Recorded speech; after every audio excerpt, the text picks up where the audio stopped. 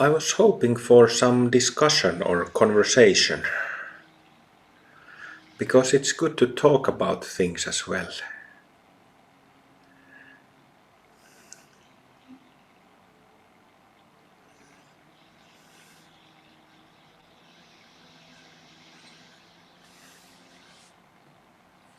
Can be about anything.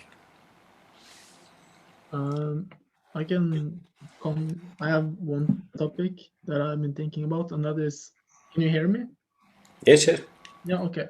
Like the Bhumi model and the chakras, and like I recently been looking into different chakras, different centers, and trying, and there's like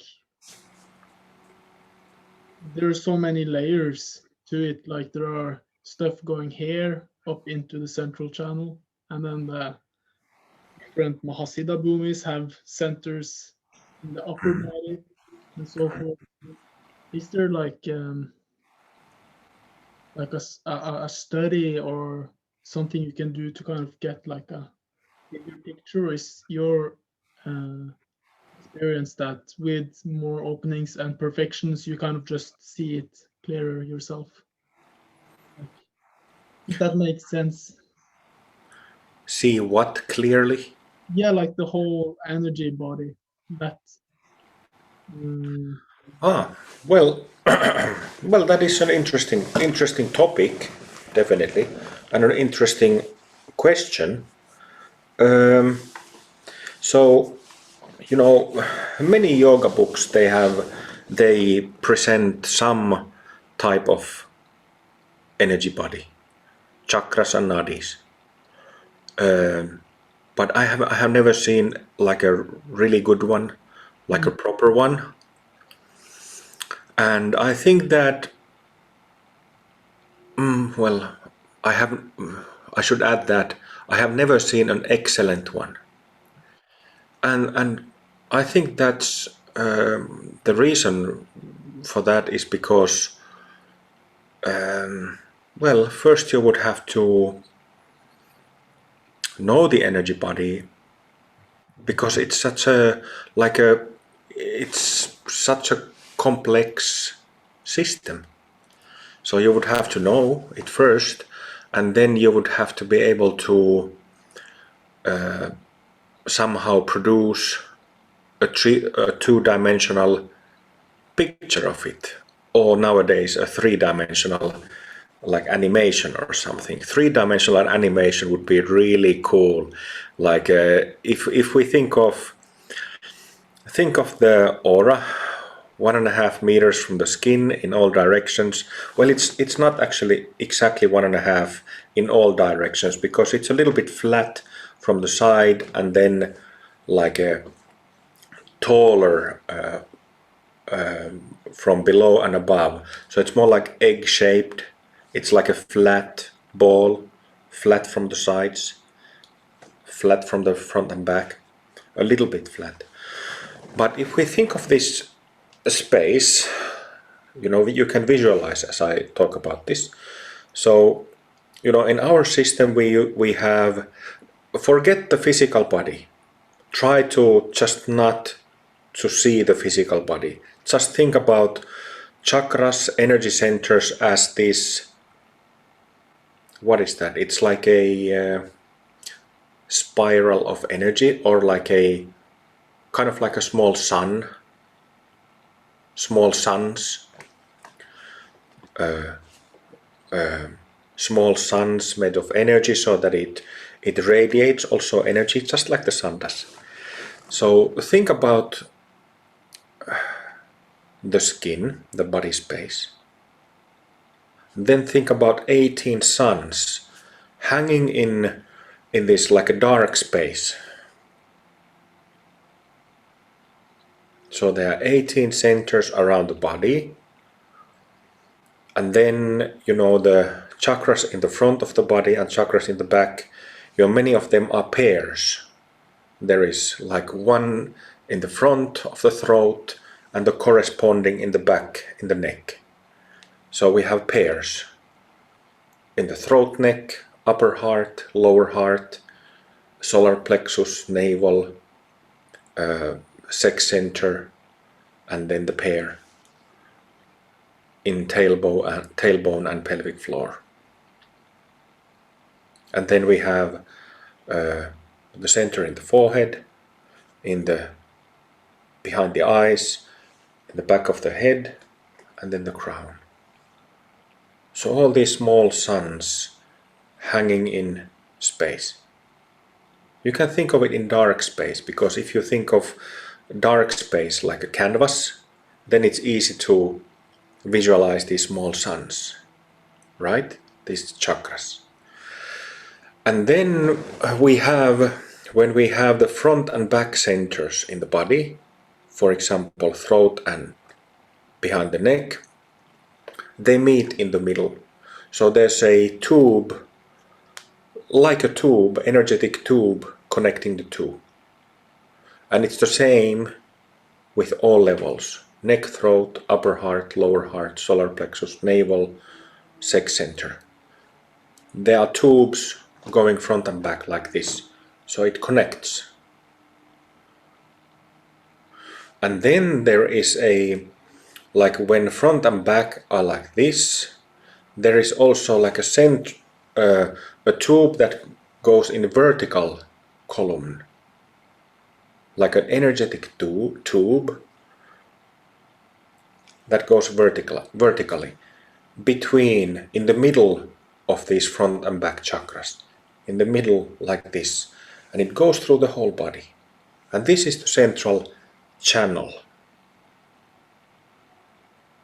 Okay? So it goes from crown to the pelvic floor, as well as beyond the crown towards the sky, and downwards beyond the pelvic floor. And as you know, we have the Bodhisattva bhumis, 7 and 8, 7th, 8th, 9th, 10th, up to around 3.5, 4 meters. And then at 5, 6 meters we have 11, 12, 13. It's the same system below. So again we have 7th center about 15 centimeters above the crown. We have a sun there. About a meter above that, 8th, sun there. 9th, sun. 10th, sun. And then 11, 12, 13, also sun-like. Oh, I forget to mention about the limbs. But anyway, we have these 18 centers, small suns, chakras hanging in the space. And then there's the that connect to the central channel, central column that reaches above and below the body. And in that central pillar, there are these, what we call bhumi centers. But then also, we have, in Pemako practice, we have 7 centers in all 4 limbs. Shoulder, upper arm, elbow, lower arm, wrist, hand and fingers. Same thing in hip joint, middle of thigh, knee, middle of lower leg, ankle, center of the foot and toes. 7 small suns hanging in space in the body. So visualize that. Kind of let the image come to you. You can image dark space like night sky. And then you have these stars, these small suns. The 18, then 4 times 7 in limbs.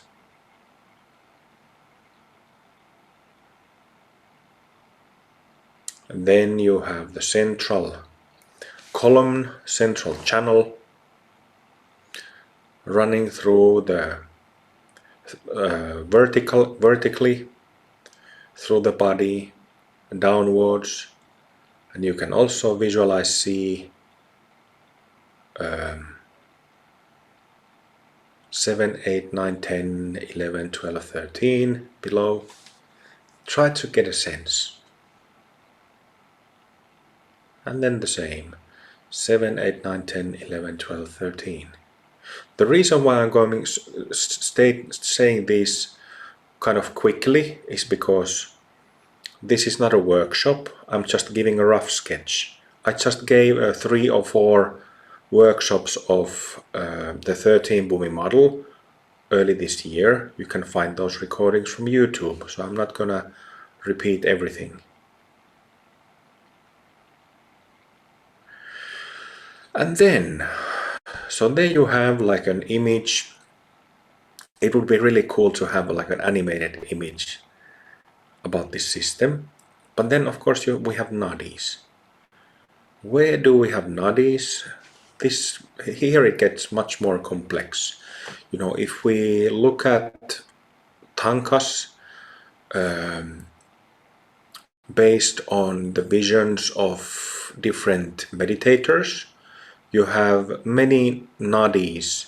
You know, you have the aura depicted, and then you have just these lines that connect the body and the outer edge of the aura in tankas, in spiritual art.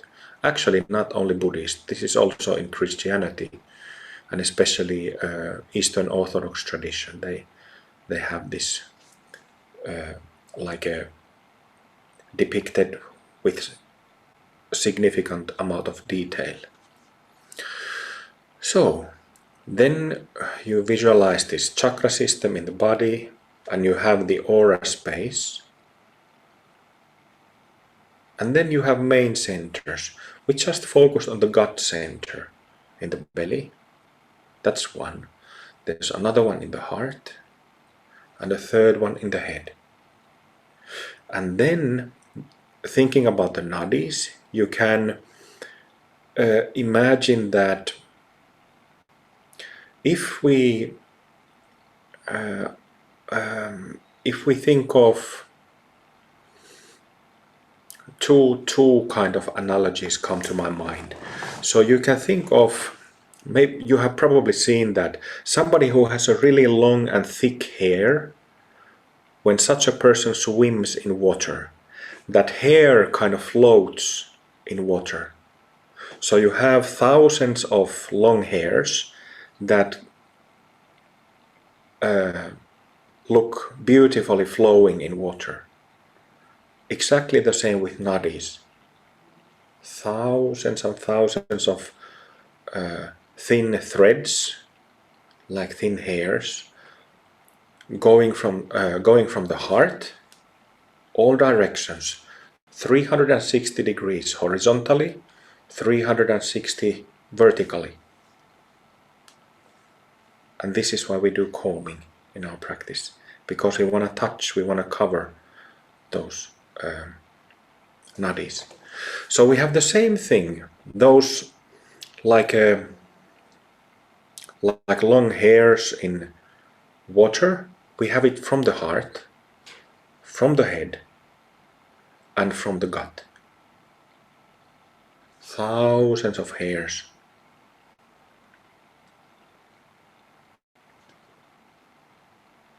But these, when I say head, heart, and gut, these are not like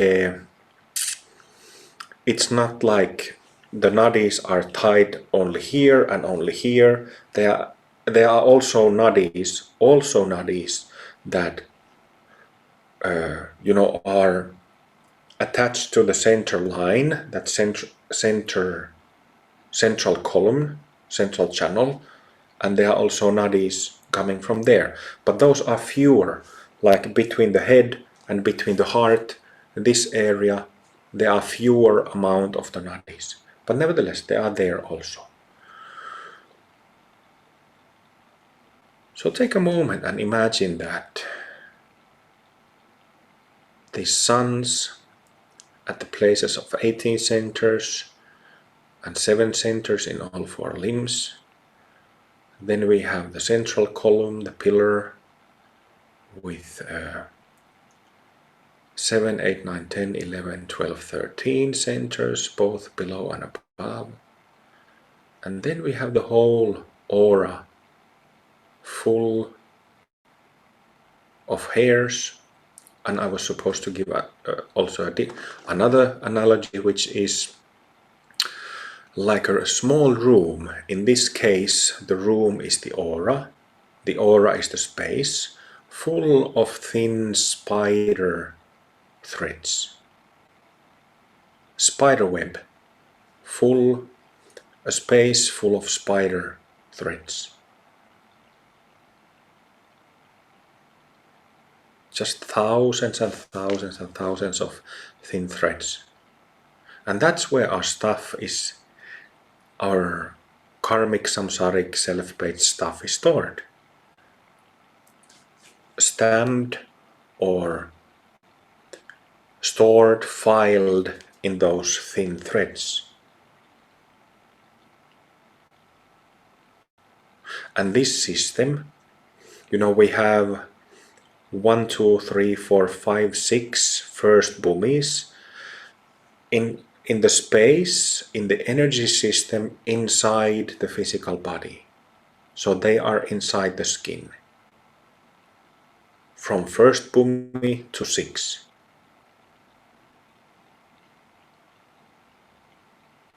So the center here, in between the eyes, inside the head, connects with the centers in shoulders and hips.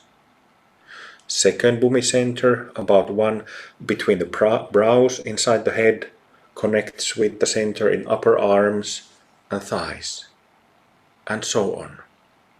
So it's a connected energy system. And I was also talking about bodhicitta yesterday, practice with or without bodhicitta.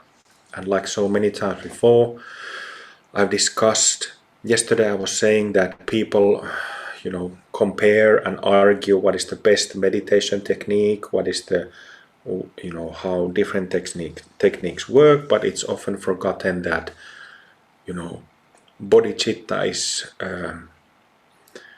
the main single defining character how practices work.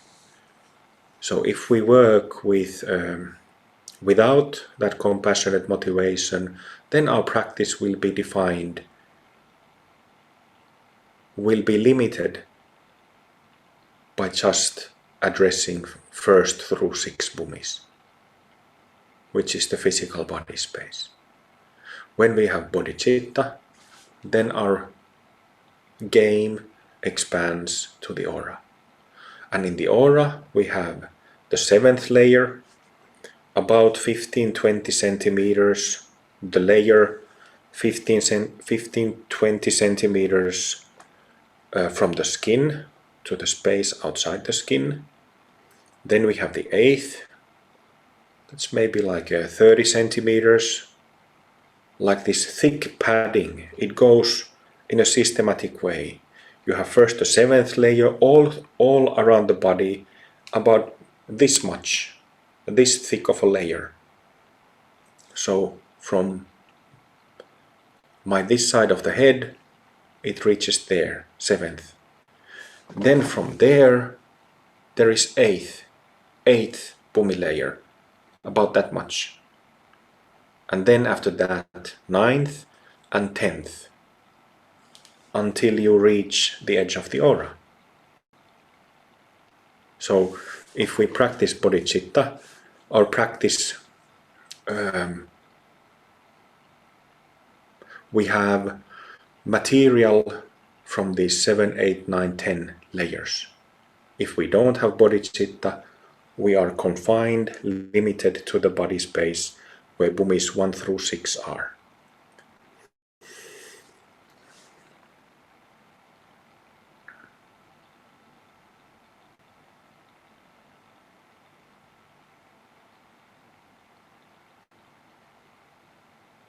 Oh yes, and then about the nadis in the central channel, central column. So it is often described in different tantric practices, both Buddhist and Hindu. They speak about the central channel in the spine. And the way how it is done in many Vajrayana Buddhist yogas is that you think about the spine. The central channel is defined in the following way. So you have the central channel from the top of the head going down, straight down from the top of the head, then along the spinal canal, down, down, down through the spine to the place just below the navel. So their central channel in Vajrayana Buddhist yogas in Tibet, their central channel stops about 2 centimeters below the navel in the spine. So they have this root, this definition for central channel. In Hindu Tantra, they have the same root from crown down the spinal canal, but it reaches the tip of the tailbone. So it goes this much further, it's actually more, this much further from that point, 2 centimeters below the navel in the spine, all the way to the tip of the spine. And then in Tibetan yogas, you have the left and right channels from the level of the forehead. The forehead center is right there. So in Tibetan yogas, they have the same left and right channels going down, but they also end below the navel in the spine. While in Hindu Tantra, left and right channel, just like the center channel, go all the way to the tip of the tailbone. But the thing here is that the way how I see it is that, and this is actually reflected in Taoist practices, Taoist energy practices, Taoist Tantra, is that I spoke about the central column in the center line of the body going vertically. So you could basically pick either the spinal canal, that side of the central channel, or the channel going in front of the body, and do practices in front of the body, the channel here in the front, and have the same effect. Taoists do this, but in Hindu Tantra, Buddhist Tantra, it's a bit different. So what I'm trying to say is that in Taoism, they move their breath on the front of the body. They might inhale the front of the body and exhale the back of the body. Exhale along the spine. So inhale up the front, exhale back down. While Buddhists and Hindus might do like breathing up the central channel in the spine, breathing out central channel in the spine. Breathing up central channel in the spine and down.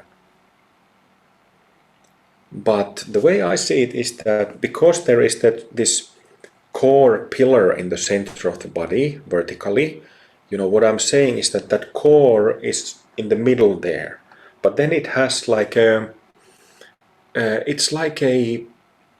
it creates like magnetism, or a magnetic field of kind. So you have that central pillar, and that then creates in the back, in the front of the body, this magnetic field. So that if you start striking the points or the channels on either side, in the front or back, you will still be hitting that central column. That gives you a certain kind of experience in the mind. And this certain kind of experience, hopefully at least, is the basic state. This is why, you hear, if you read some Buddhist or Hindu Tantra texts, you see them talk about central channel a lot, and also about left and right. But we don't do this. We used to do a lot of central channel practices, but you know, I don't think they are that effective because we have literally tens of thousands of channels, like I described. So, you know, I don't see a point why you would want to give so much emphasis on just one channel, just a central channel. Because the thing is that I have written about this, especially a few years ago, more that, you know, we have these literally tens of thousands of channels. Like this aura space is filled with these hairs.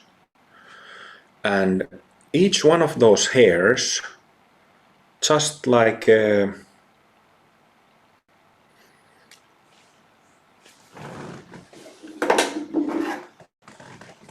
is it's my guitar line. So just like any electrical lines, chords, you have the outer layer. Here it has red color. And if I cut through this line, you would see that, you know, it has the outer layer, then in different number of inside layers. We have exactly the same thing in nadis, in all of those tens of thousands of nadis. So we have in the outermost layer, you can think that it has two layers, two main layers. The outer layer has all the karmic samsaric stamps on it. All the self-based stuff on it. If you think of 100,000 channels that you have, and that most of them have these tiny stamps, and the channels are 1.5 meters long, you can do the math. How much stuff is there? How many files are there recorded? Well, maybe not all the nadis have stamps the whole way of 1.5 meters, but it gives you some sense of the amount of stuff. So it is the stuff stamped on the outer layer of channels that we are purifying.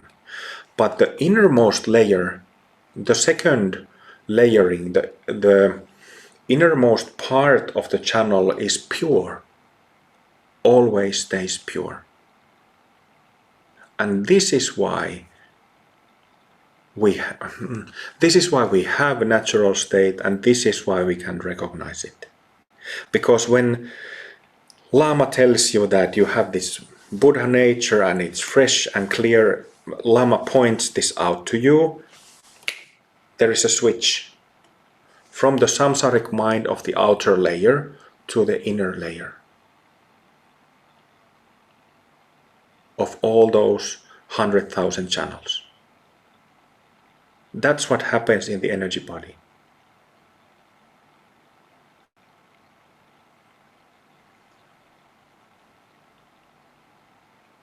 That's pretty cool, isn't it? So the challenge for us samsaric beings is that it is not that the mechanism, the working mechanism isn't complex at all. We have Buddha nature and we have samsaric stuff. So it is first mode of the two-part formula and second mode of the two-part formula. But the problem is, how do you access and get the whole terrain covered? This exactly is the biggest challenge in Dharma.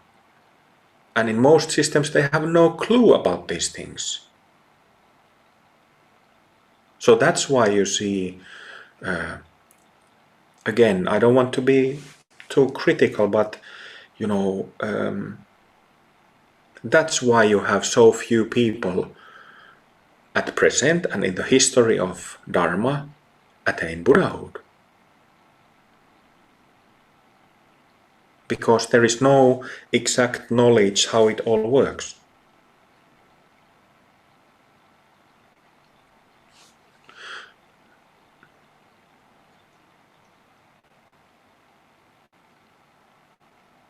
But this little presentation of mine started with Oscar's question about, I kind of forgot what was the main question.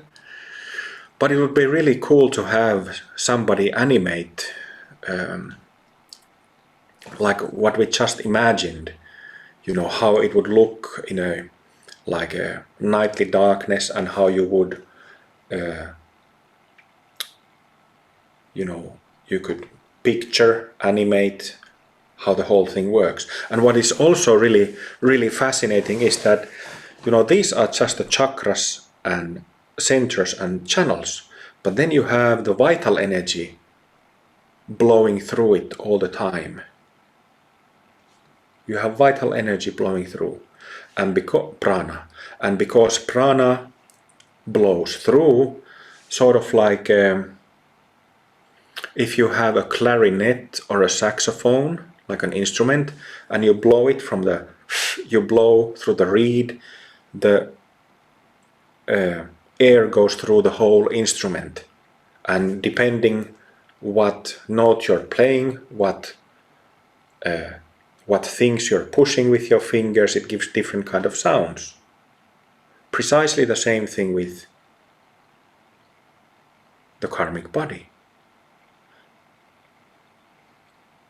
So, and this is, directly relates to our emotional states, our habits, our patterns.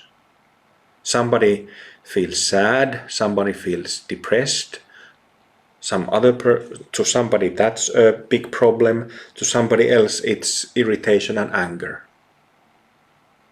To somebody else it's a desire of some kind. And so on. This is prana blowing through the saxophone of our channels, or saxophones of our channels.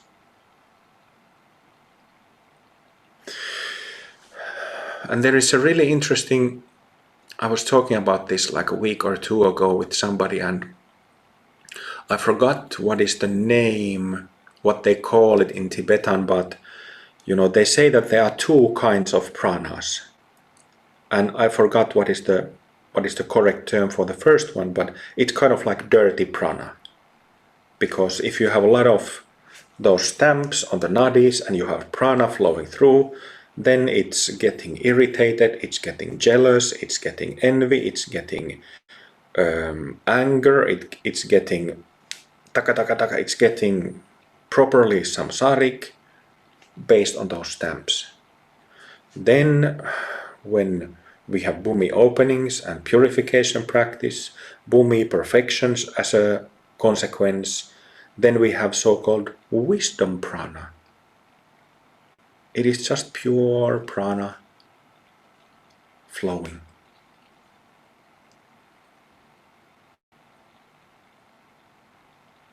So then you don't have, you don't have this anymore. It's just perfectly balanced, healthy system,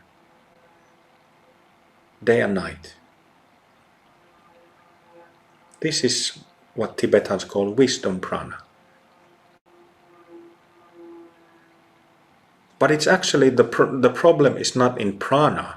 The change is not in prana. The change is in the nadis, and what is stored or not in the nadis. You can think of, if you think of some kind of a cave, like a mining cave, caves in mines, like a long hollow tube. And then if you go inside a mining cave, then if you're looking at your stuff in the nadis, it's kind of like stuff is carved in the ceiling, or maybe if you think of in terms of a subway, metro, You can see all these people write different stuff on the walls there in subway, what do you call it, hallways, caves. So it's exactly like that.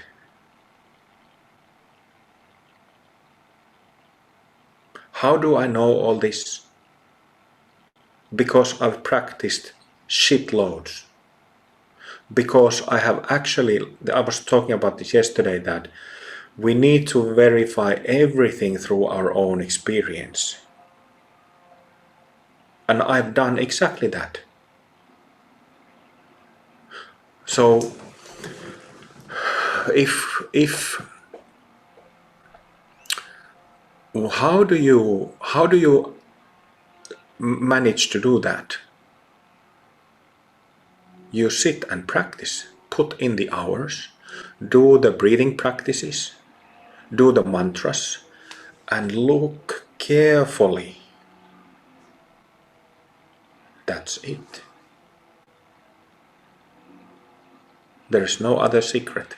Like the word secret gets used a lot, especially with tantric teachings, but the only secret there really is the self-secret.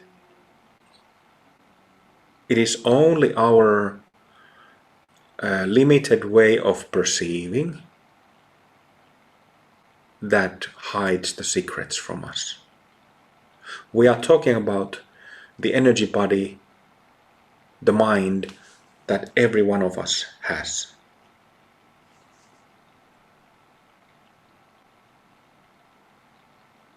So if you want to have same kind of confidence about the energy body like I have, and you don't yet have it, it's all up to practicing.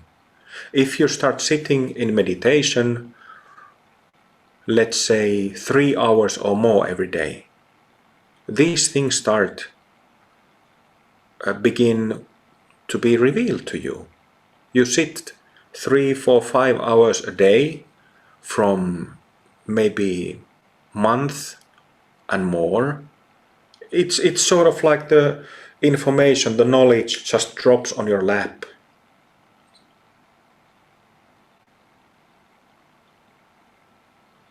You know, you just start perceiving things and seeing things.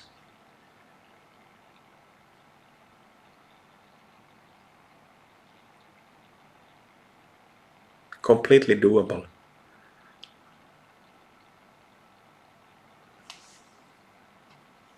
And of course, you know, if you practice 3, 4, 5 hours, you might also get some benefits in terms of expanding your insight to empty nature of mind. Right? So you might, if you sit 3, 4 hours a day for half a year, you probably will have some advancement because of that effort.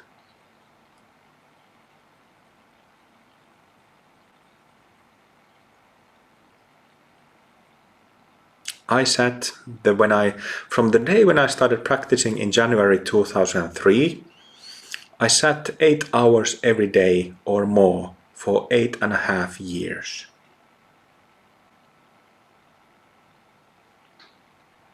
Think about that kind of effort. Fortunately, I was healthy, you know, I was much younger, so I had health and vigor, vital energy to do that. But unfortunately, I didn't have proper practices nor proper guidance, except a little bit here and there. That's why most of that effort was completely wasted. Was almost completely wasted. Most of it was wasted. But it's a different story in Pemako. Because just like I described, we do combing, we do tapping, we do visualizations in a way that it addresses the whole karmic body, not just central channel or not just small area in the karmic body. Everything. We also have specific mantras and specific chakra related practices that very easily makes you access the Mahasiddha Bhumis, meaning your own Buddha nature. We have dynamic practices, so you know,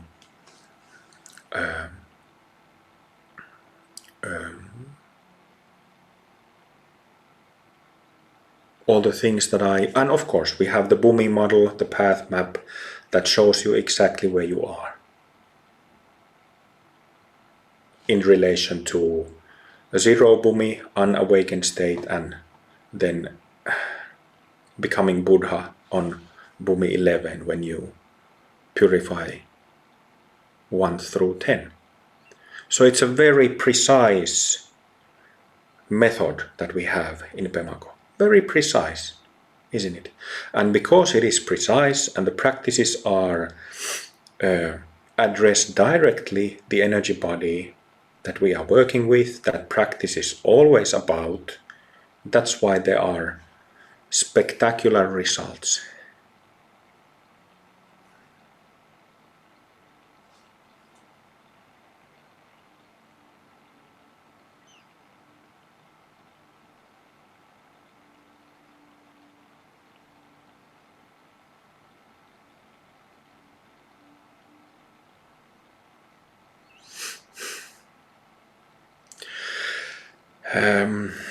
Let's sit 2-3 minutes and then James, can you then guide us through vows and prayers after 2-3 minutes?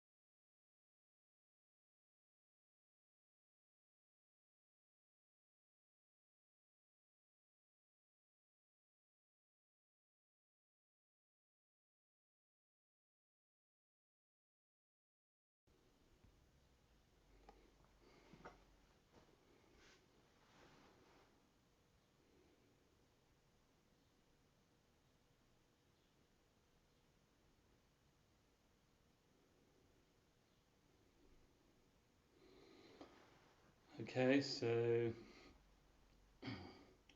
basic prayers starting with Bodhisattva vows.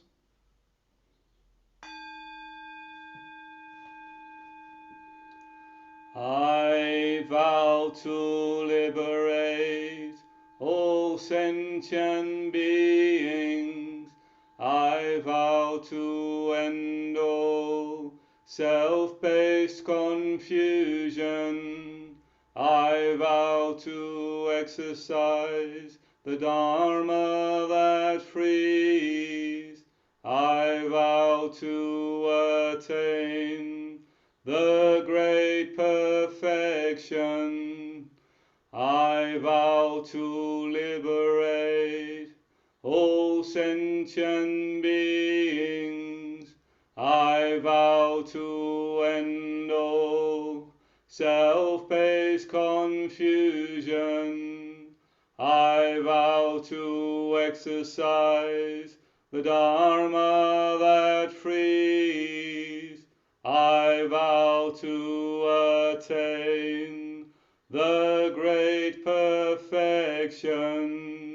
I vow to liberate all sentient beings.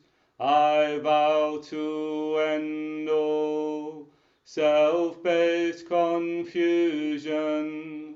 I vow to exercise the Dharma that frees. I vow to attain the great perfection.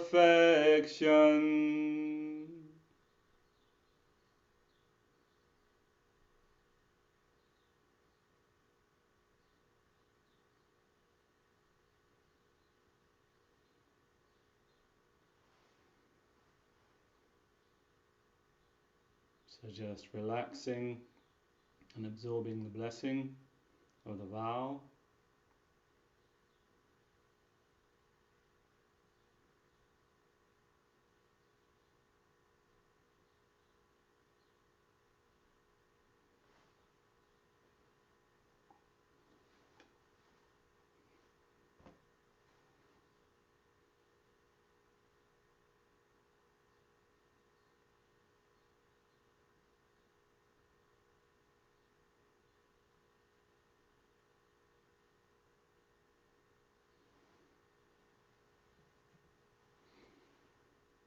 Before moving on to relative refuge prayer.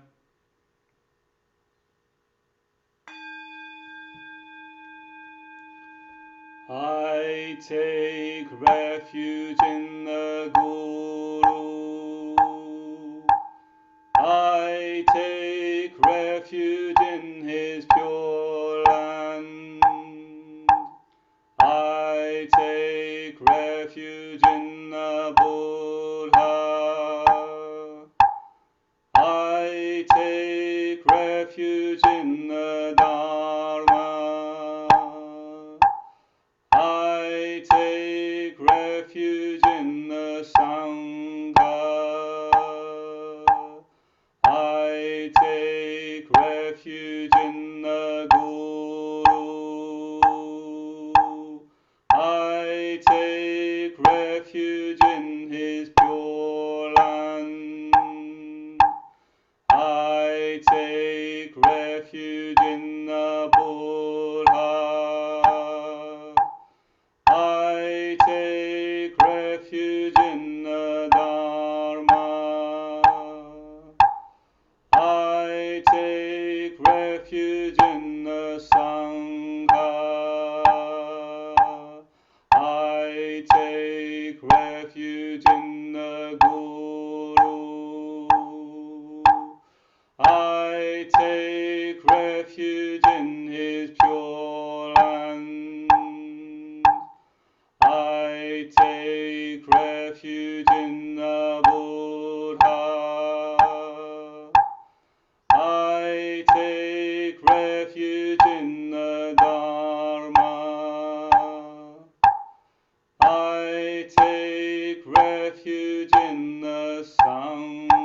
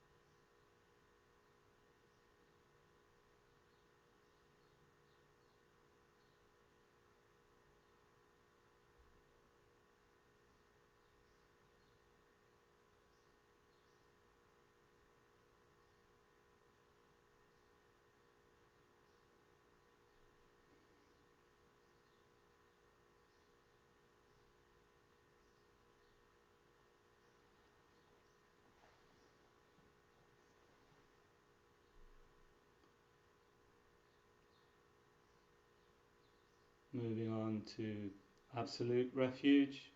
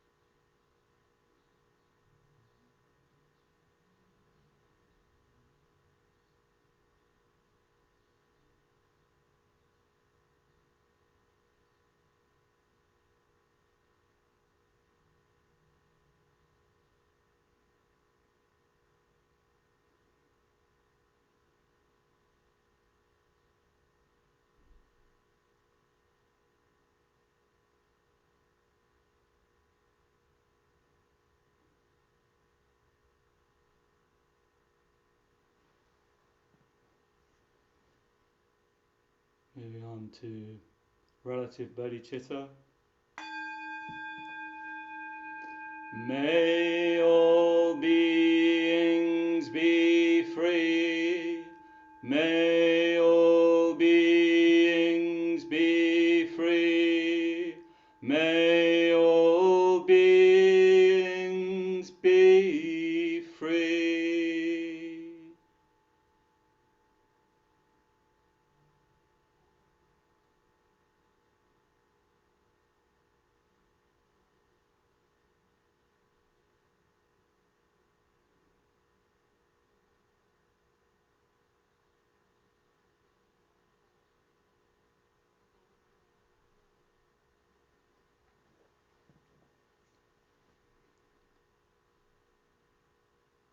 Absolute bodhicitta. All beings are free. All beings are free. All beings are free.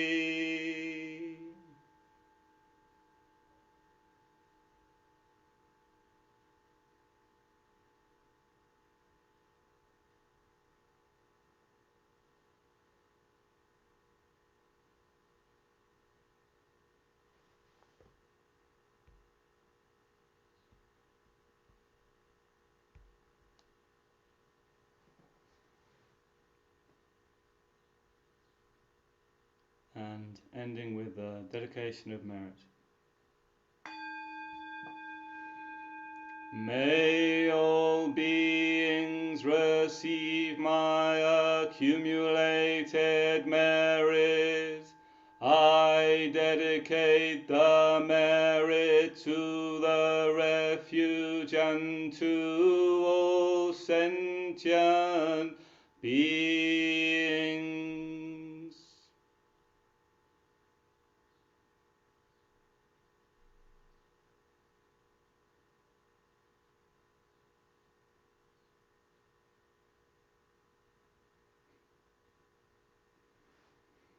And finishing with a bow.